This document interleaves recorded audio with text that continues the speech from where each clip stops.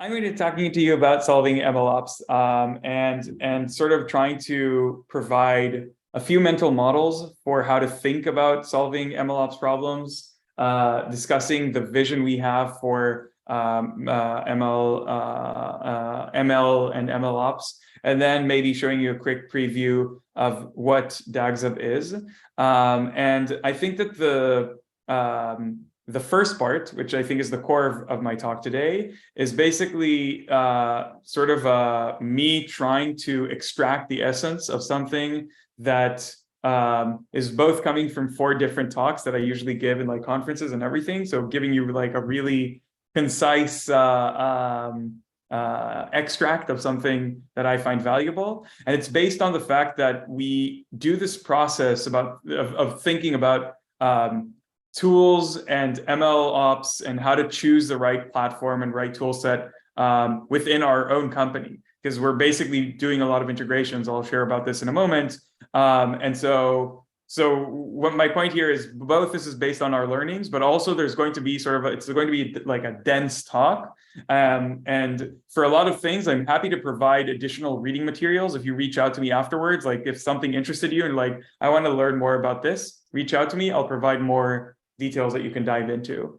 You should know that I'm very, very passionate about building tools that help machine learning teams work together. I am a really big believer that open source is really, really important for everything, but also that it has a huge role to play in machine learning. And I'm the co-founder of DagsHub. And so again, what we do is we're building sort of like a GitHub for machine learning, taking a lot of really popular open source tools. Some of those were mentioned a moment ago, right? Like DVC and MLflow, but also Label Studio and Jenkins and a bunch of other things, and combining them so that you have a single platform that makes sense and makes it easier for you to work with other people in your team, and just more convenient and streamlined. And I also have a podcast where I speak to people that are really good at what they do, and what they do is taking models into the real world. And so hopefully this explains to you why you should listen to me. And aside from that, I would like to ask you a question, which is, how do we define production, right? And another way to phrase this is, if you create a really great model, has perfect accuracy, but no one ever uses it, does it really matter, right?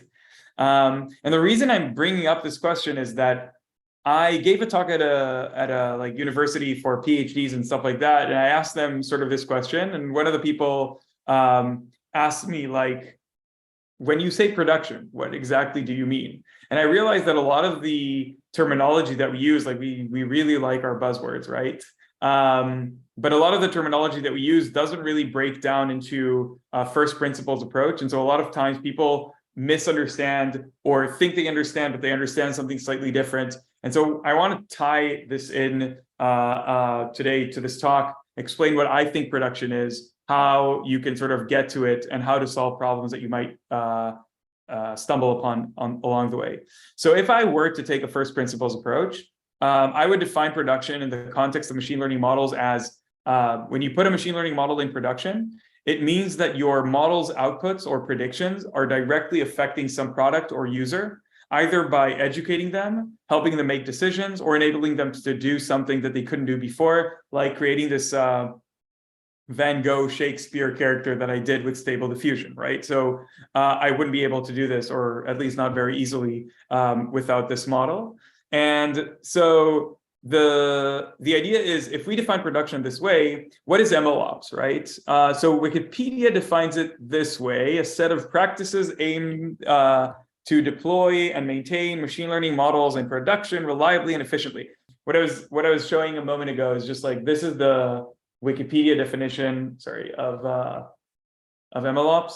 I think it's nice, but it's kind of a mouthful. And I think my one is a bit simpler, means sort of the same thing. But the idea is you get recurring value for machine learning models in the real world. That's what MLOps is about.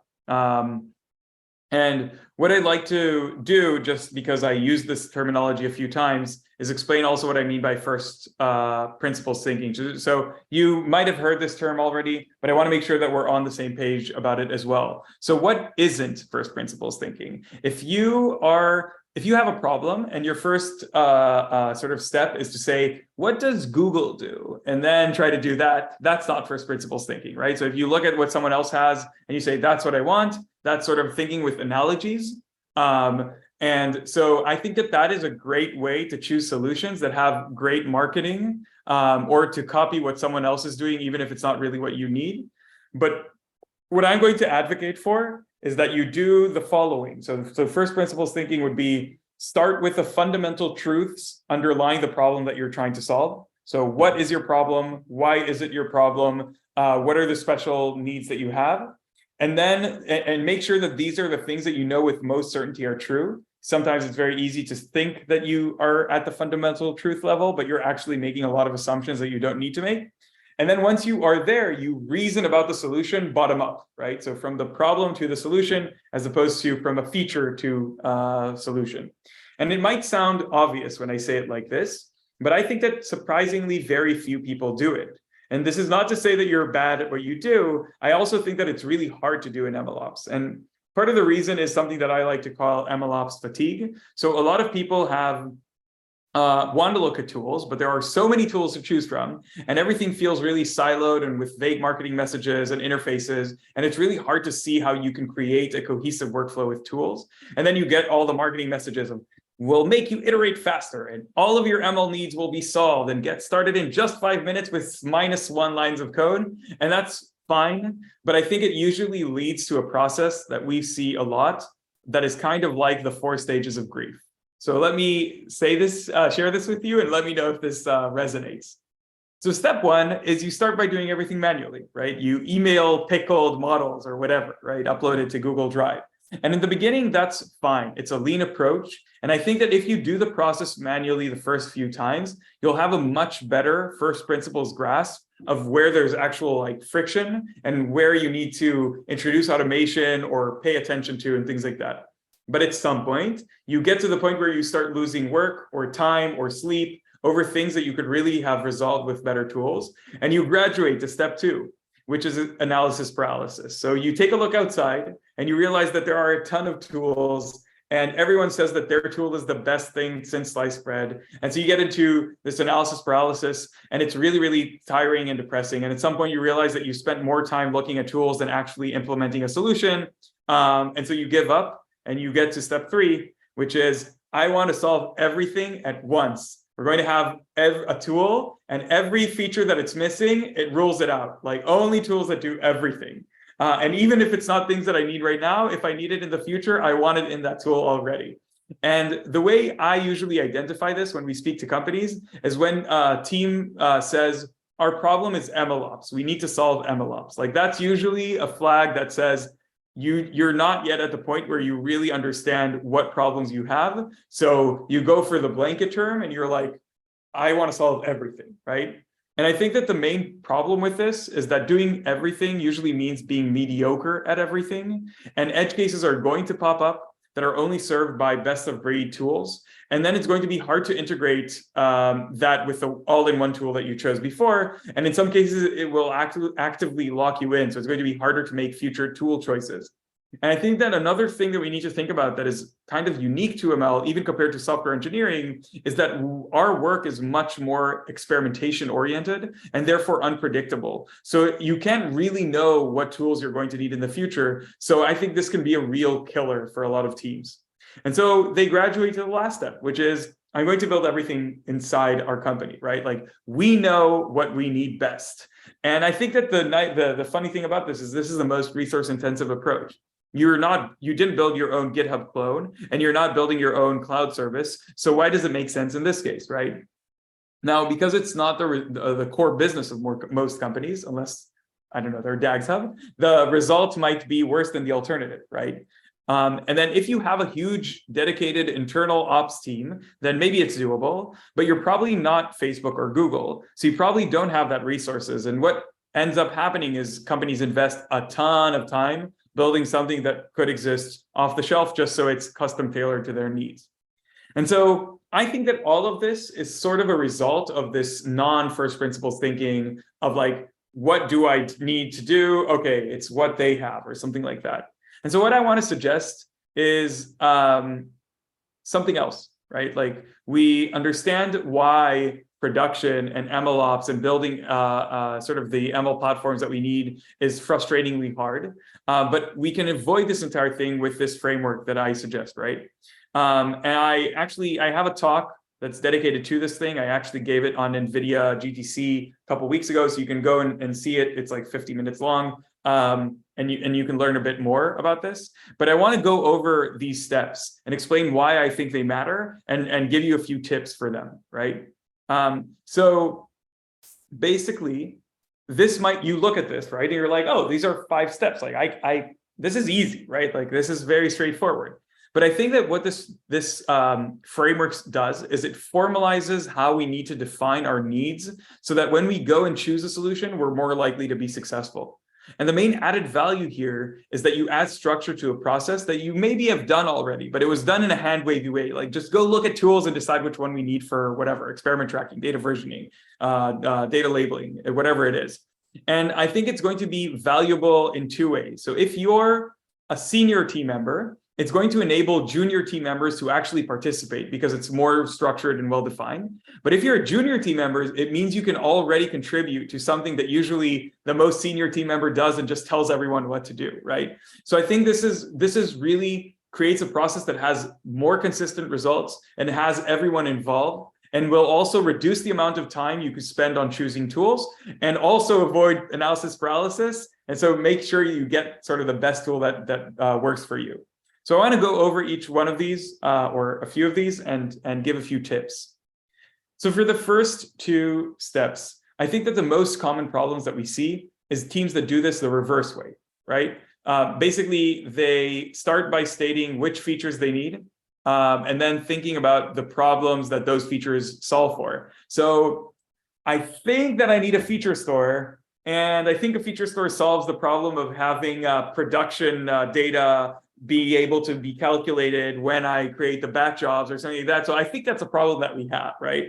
Or something like that. And so what I'm saying is don't do it, right? Like make sure that you're true to yourselves and you define the problem first. Like what are you actually trying to solve? Now you might be in the case where you're a team of data scientists and you're working on a bunch of features. And then a week later, you see that your colleague that is sitting a desk over is working on the same features and he's writing all the code again. And you tell him like, but I wrote these features, and he said, I didn't know. So maybe then you do need a feature store, right? But until you have that problem, going to a feature store, because that's what companies at scale do or something else, that's going to cause you to go down the road of doing something because someone else has it, and that will lead you to many tiers in the future.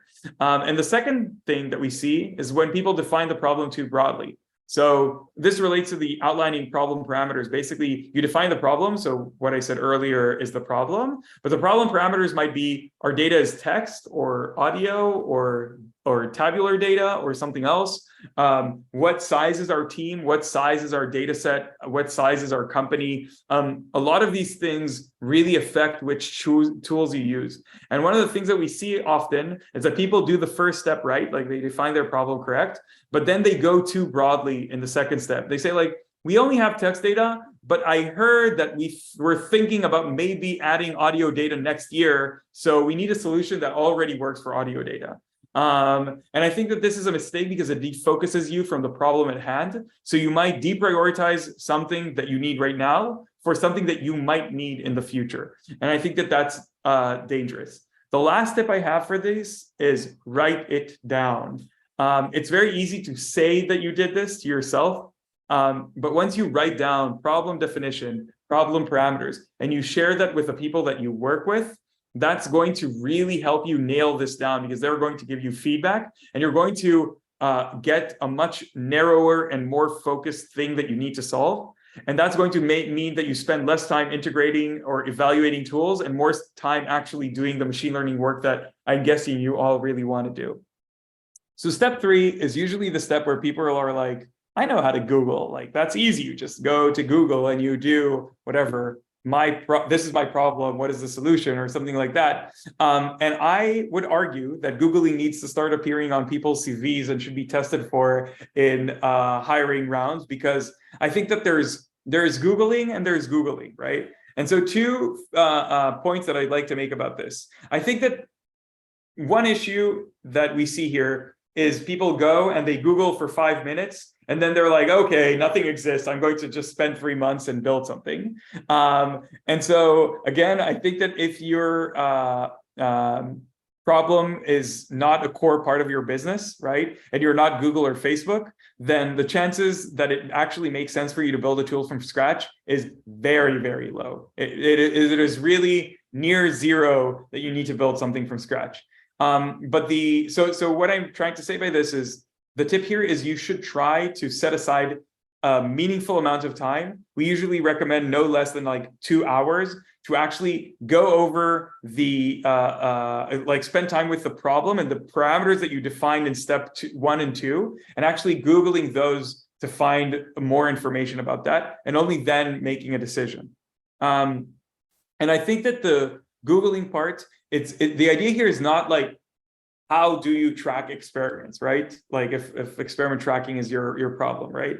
The idea here is you need to understand what keywords to look for. And so the way to do that is you could go to ChatGPT maybe, or Reddit, and say like, what are interesting keywords that are related to experiment tracking tools? Or if you're on, like, that's maybe a better question for ChatGPT because it's not a human. But for humans, you would probably ask, my problem is what you defined in step 1.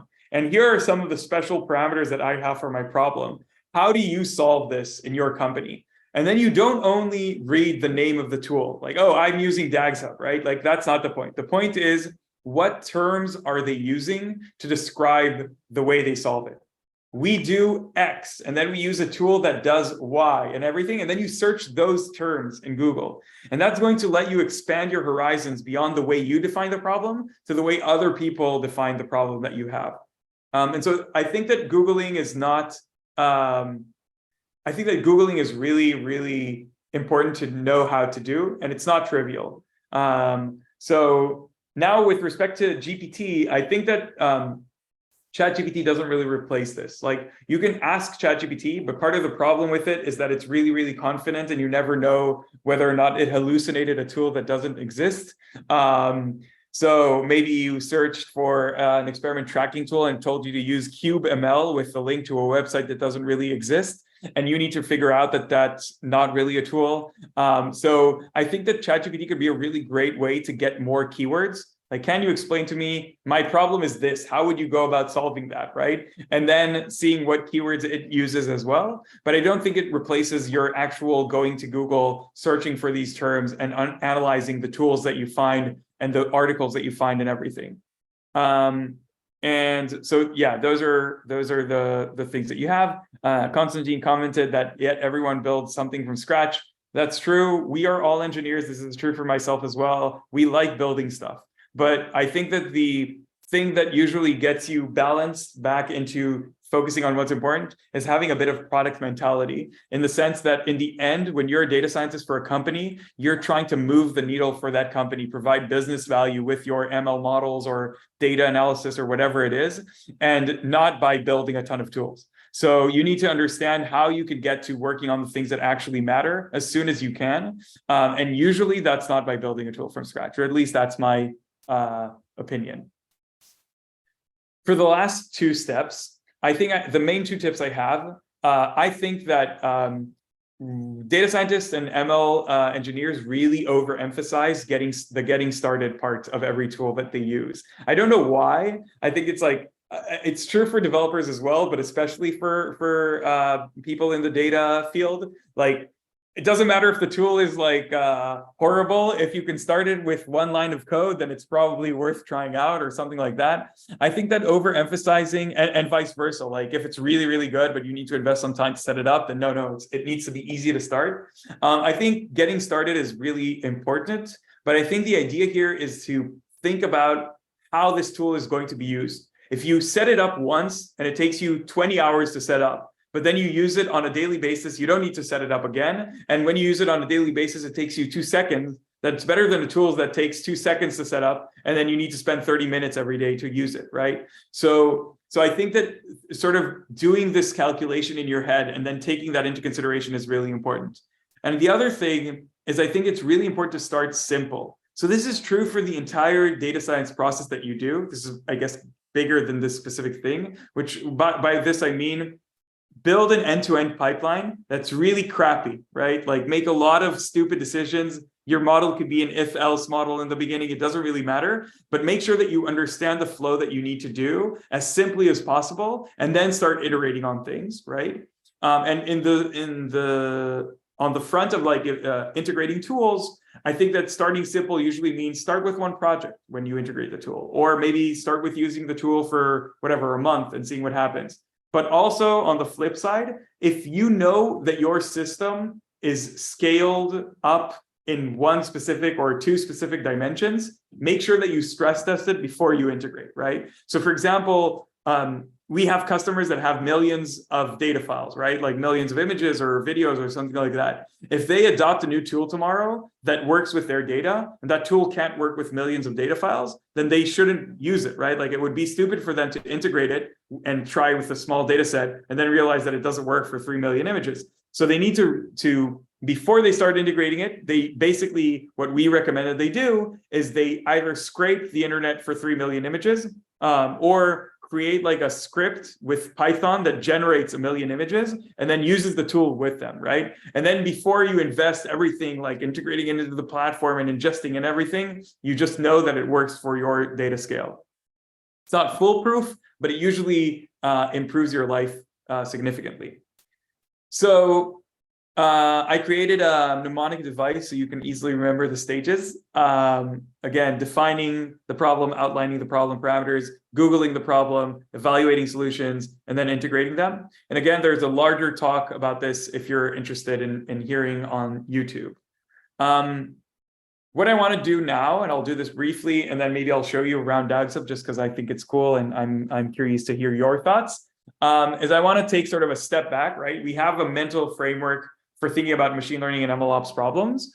And I want to take this sort of into a more concrete vision for what we see as like the MLOps landscape. And hopefully this will help you think about where you as a person and a company are in the MLOps journey, right? So I'll caveat this with what's ahead is a bit stronger claims by me, like this is my opinion. You might disagree with me, but that's what makes an interesting conversation, right? If you don't say anything, that's just your opinion.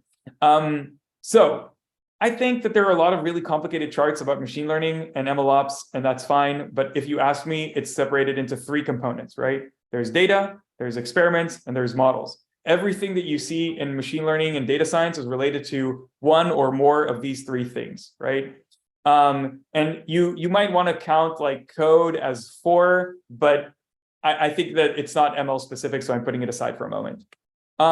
These things can be broken into core activities that need to happen, right? So you can add additional things here, but I think, again, these are the things that we see everywhere, and they're like pretty generalizable. So they're all important tasks, but we sort of, we can, so like you can think about data ingestion, for example, that it can include validating the data, transforming it, normalizing the data. And I think these are all important tasks, but you could put them under ingestion. I don't think that they're like fundamentally different or something like that. And I think that the other part of that is that those are the things that really change between teams. So these are the things that we see everywhere. And so if we take this to the next step, I think that you can start illustrating the relationships between them and making this into a process, right? So you hopefully this resonates with what you're experiencing with respect to stages and processes that you need to perform to get to production. And you can sort of collect data, ingest it, curate it, annotate it, then you have a ready to go data set. And that goes into, combining the code, writing the code, training the model and fine tuning it, parameter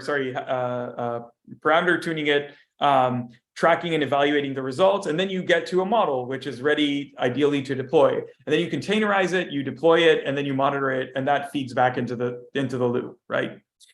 And I think obviously in modern time, with the rise of foundational models and GPTs and diffusion models and everything, I think that we're increasingly going to see the train and tuning phase delegated to external APIs, which in my mind goes to make the data management part, and specifically curation and annotation, an extra important component to handle well for many companies.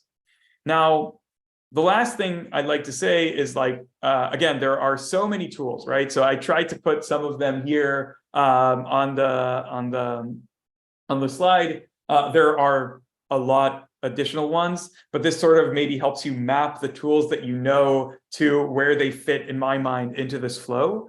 And I think that, again, if you take the feedback that I gave you earlier and think about this from first principles, this is like one approach to combining solutions that give you a way to get to production and actually achieve the things that you need to get to. And then for us with DagsHub, we're trying to unify these components, right? So the components I chose earlier were exactly the ones that we integrate and putting them under one roof, so that you have sort of a single source of truth and a place that you can work as a team. Cool. So this is DagsHub, and everything I'm showing you is the live version. I'll try to tie this into what I just talked about, right? So we're trying to create something which is kind of like a GitHub for machine learning, a central source of truth. We don't do everything. Like we think that most teams want to run their code on their own infrastructure. We don't provide training infrastructure, right? We don't swap out like AWS EC2 instances and things like that, but we do make everything more tied in, right? And so we have individuals working with DagsHub. We have researchers working with DagsHub. I'll show you we even have an integration with Archive that some people are excited about. It's relatively new. So here's ChecksNet. This is based on a paper by Andrew Ng, and you can see that it's connected to Archive. So if you go to Archive and you go down to the code, data, and media, DagsHub is the first integration, and you can see whether or not a project has a paper has a DagsHub repo associated with it. But generally speaking, we are trying to create a place where you can see all your project components under one roof. So this means both code, data, models, experiments, pipelines. So if I open this project, let me show you how it looks here. The idea here is that this looks kind of like GitHub, right?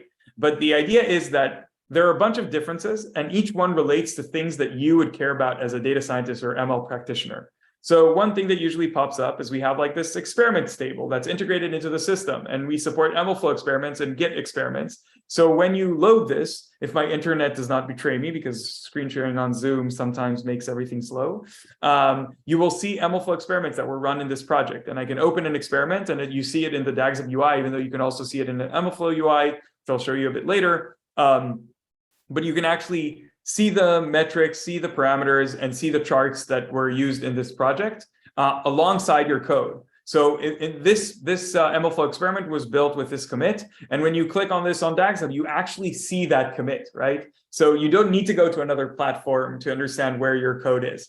And you can also do this with your data. So we integrate with DVC, and you can see our data pipeline, our DVC pipeline in this project. And so I have my modeling stage, and it creates the prod model. But let's say I want to see my data. I can actually click on this and go to the data labeling and actually open images that my model is sort of exposed to when I'm training it. You can actually see the data as it is. Let me zoom out just so you see the entire image. You can actually see the image that I'm using, including, by the way, commenting on that image.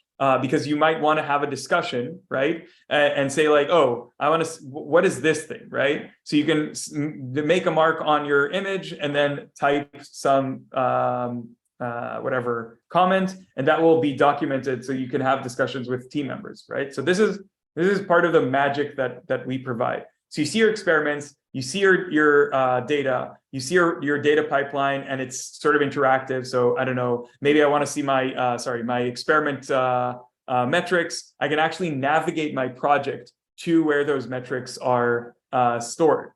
So in this case, they're not pushed, but they're not DVC pushed, I guess. But you can actually see the different components and understand how your project is structured by navigating a pipeline, as opposed to telling someone, which is usually what we see when people are not using DagsHub, is you like tell someone, okay, these are the files. Good luck, understand what's going on. We'll talk later because I have a few meetings. And so I think this is part of the magic that we provide. There's also like tabs, so you can look at specific types of files within your project.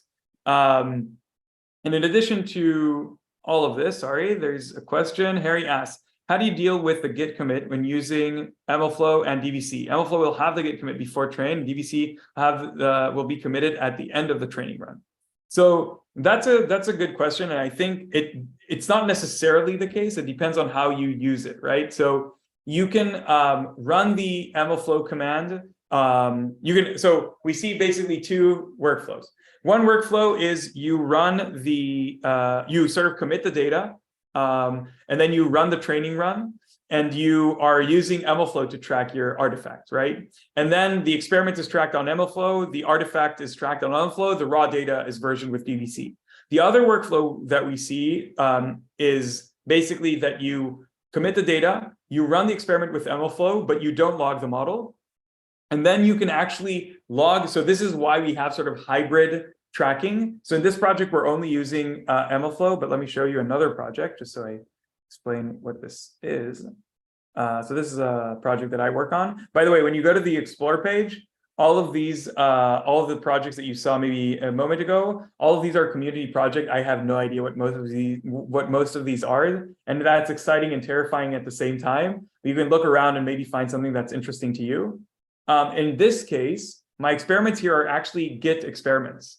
And so what I'm doing is I'm basically committing CSV and YAML files in a specific format that's really generalizable. It's not that interesting. And then we parse that information and we make it interactive like the ones you saw before. So I can open this experiment, again, see the parameters, see the metrics, and then see also the charts and everything. Now, why is this nice? Exactly because of your question, Harry, which is you can basically run 1 million experiments with MLflow and say like, whatever is in MLflow is the non-reproducible stuff. But now when you want to reproduce something, you can commit everything and have everything under one commit to the point where from DagsHub, you can basically, when you do git checkout, you get everything. The model, code, parameters, metrics, data, everything is ready to go. And you don't need to now connect to different places. It all comes from DagsHub. So hopefully that answers your question. And I think one of the ways that it clicks for people like what DagsHub is in GitHub, you have this green button that says code, but on DagsHub, it says remote because we're not just managing your code. We have a code tab, have data, we have experiments. And so you have remotes for each one of these things. So code is straightforward. Data, as you can see, we support multiple different data types. So you can connect the DVC remote. You can connect external buckets, even if they're not DVC versioned. You can connect your S3, Google Cloud Storage, any S3 compatible storage. But we also provide the DagsHub client, which is, you mentioned PyCaret earlier, or I guess someone asked about PyCaret earlier. We are basically, we have a bunch of integrations with a platform that with different frameworks that let you use this client more effectively. But the idea is that this is a wrapper around Git and DVC that makes them much more easy and fast to use. So you can do something like, if you want to use Softadepth, my project, you can git clone it, right? You don't download anything in DVC, pip install DagsHub, and then run these 2 lines of code in your notebook. And what that does is it creates sort of a virtual file system that you can then use to stream your data from DagsHub. So what that means is if you open a file and within your code that doesn't exist in your local system, we will download it intelligently from DagsHub. And so you can basically have sort of this streaming experience. You just git check out, and then you run these 2 lines of code, and your data will come to you as you request it, right? And that's really, really cool. And you can do the same thing with upload. So you can do within your Python code, like upload a file. Like one of the challenges with DVC, let's say I have 1 million images, right? And I want to add 2 to my data set.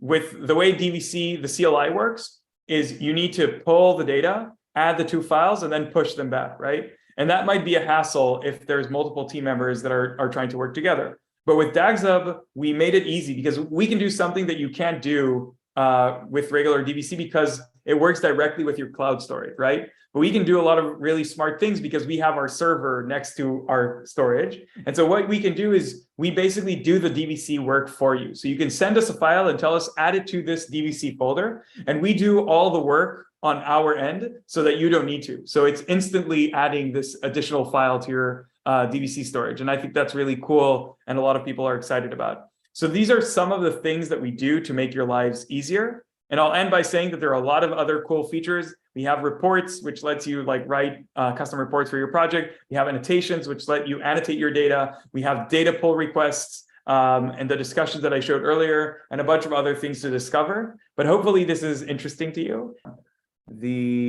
So this is one project. This is the other project. And see if there's a link to the blog. No, there isn't. There's a blog. I'll find it now. If you go to our blog and you search for, data, you get it first. The search knows what I want. So data sets should behave like Git repositories. This is the blog that guides you through the design pattern that we built there. But the idea here is that we support DVC imports as well. And so you can connect across projects where one is the data set project and the other is the modeling project. And then you can swap out versions and preserve the link. So I'll show you the cool thing. So this is the data project, right? And there's just data here. It's a very simple DVC pipeline, just like DVC adding the data. And you can actually look at the data that I have because I have a preview folder. And you can see that it's like Baby Yoda from The Mandalorian, and he's segmented. And that's cool, right? But I don't have any modeling code. And I have this other project, which is the segmenter project. And it has a more complicated pipeline. If you notice, the first part of this pipeline is a node that's written in gold. So it's external file, it's external to this project. And it has like this link icon. And so this actually is telling me that the data is coming from a different place. And when I click on this, if I want to see my images, this is actually taking me back to this data set project that you saw earlier and linking it. So you can actually swap versions in the modeling thing without changing anything else and just running the code and get a new commit for that without, fundamentally changing anything aside from the data version. Does that make sense, or does that not? It does make sense, because actually one of the things I did at my day job is implement a data registry using DVC in a separate Git repo. So it doesn't necessarily address my question about the paperwork that I'm talking about, because these are not that I want to swap out, like these are both live, like they're both ongoing. It's not that one needs to replace the other; they both need to exist. And it's just like, what's the best? But anyway, I think it was very useful to showcase the data registry, because I think that's a concept that needs a more broader exposure. So I'm glad you got an opportunity to show that. And I will read that article, because I'm sure that'll still be useful. And I'll follow up with you later for more follow up. I'm happy to help. I think this would be an interesting, definitely an interesting conversation. So please do.